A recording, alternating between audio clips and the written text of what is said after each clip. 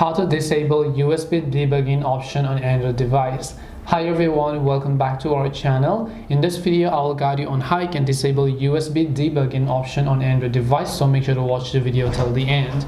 You might have basically turned on USB debugging option from the developer options on your Android, and now you've decided that you want to turn them off. Well, in order to do so, all you have to do is simply open the settings application here, and then you want to scroll down, look for the system options.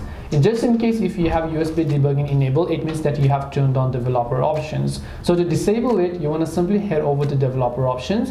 One way that you can quickly turn off USB debugging is by simply turning off your developer options. When you turn off your developer options, all of the features that you've enabled within developer options are also going to get disabled. Or if you only want to disable USB debugging, then you want to simply scroll under the debugging tab. You'll find this option labeled as USB debugging. If it is turned on by default, what you want to do is you want to simply make sure to turn off the toggle, and once you've turned on the toggle, USB debugging will be successfully disabled on your Android device. This way you can disable USB debugging option on Android device. Hope this video was helpful. If you have any questions, feel free to leave them down. Thank you for watching and see you in the next video.